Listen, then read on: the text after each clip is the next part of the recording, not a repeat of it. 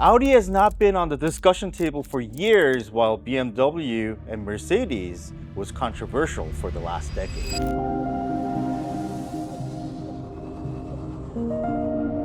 And why is that?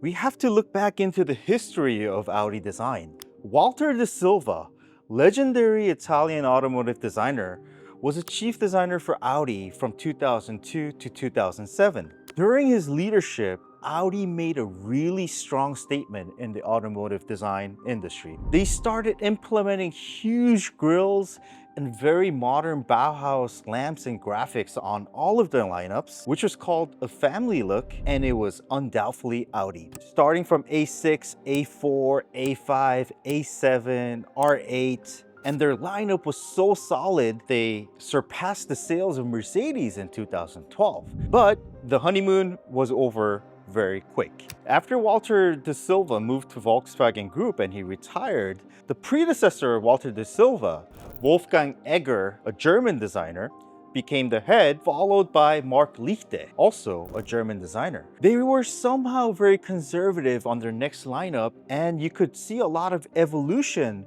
rather than innovation, and you were seeing the same design over and over again, like the new A5 in 2017 and the next generation A5 in 2024. It seemed like they were using the same recipe over and over again. That's when they hired Massimo Frascella in June 2024, a renowned Italian designer from Land Rover. He was behind the Land Rover Velar, Discovery, Range Rover, etc. All the beautiful, simple looking Land Rovers. And then after he joined Audi as a chief designer, he came up with the concept C, which led to Nuvolari. I think it's a very fresh blood to the overly exaggerated modern automotive design. Where everybody is fighting to stand out, Audi took a bold step to go back to its roots. What I really like about this concept is that it's bold. It took all the MSG out of the designs and just stuck with the key fundamentals. Look at the top view. When people see the Nuvolari for the first time, they think it's very boxy, but it's not. There is a lot of curvature on the top view. And if you squeeze it, you can see there's extreme curvature on the fender. Also on the front fender, it curves a lot. Not only that, there's an extreme plan shape in the front of the overhang. Also, the rear overhang is super round, just like the original R8. If you compare these two cars, you can immediately tell that the plan shape is very similar. I talked about the first generation A5, which was introduced in 2008. If you break down the design, it's super logical.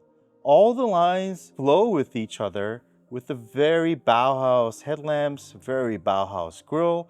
Everything seems logical. And what happened to the next generation?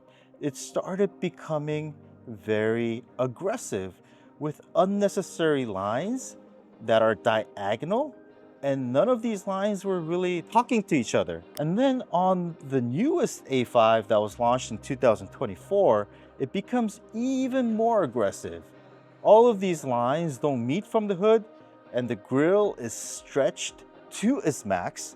And there's so many diagonal lines in this car, which actually does not talk Audi to me. But look at the new Nuvolari. All of the graphics make sense. All of these lines go together, very vertical, very horizontal and vertical grille with a curvaceous line that comes from the hood and meets up with the side of the car, which makes this car very Bauhaus and which makes this car very logical. Obviously, when first people see this car, they think it's a very boxy car. It's because you read the graphics first. But if you look at all the surfacing, they are very compound surfacing. It's not a very simple flat 2x4, but there's a lot of motion and twist in the surface. For example, if you look at this, I think this shoulder is the key of this car. You see this line where this is diagonal and this is horizontal. So this surface twists towards the rear. It's not just a 2x4. It has a very sexy attitude to it. So if you look from the rear, this surface actually twists from more upright all the way to horizontal, which actually makes this surface disappear from this side. So basically you're dealing with a surface that twists like this. And I think that's a very sophisticated design, giving a new emotion by using complex shapes, but the boundary is very simple and modern. The only part I would think would look better is if the front overhang was a little bit shorter. The front overhang or the corner of the car is extremely long, giving it that nose too much of length. So what I would have done is I would have took the whole front and make the overhang a little bit shorter. Do you see the difference here? I think this would have made the front of the car a little bit more compact. But everything else, I have to say, I'm in love with this car. And I'm very happy that Audi did not use all these aggressive lines in the front. For example, making this angular and making the grille a little bigger and making the body a little bit more dominant and even stretching the headlamp towards the side, giving more angle on the rear, giving more shoulder and fender on the rear and more angle on the rear silhouette. Now you see this actually looks more pleasing to the eye because people are very used to aggressive looks of the car, but in reality, it's not as fresh as what Audi did. And I praise them for actually trying to go back to their roots and play with the simplicity rather than aggressiveness of the car. So this is my impression on the new Audi Nuvolari concept.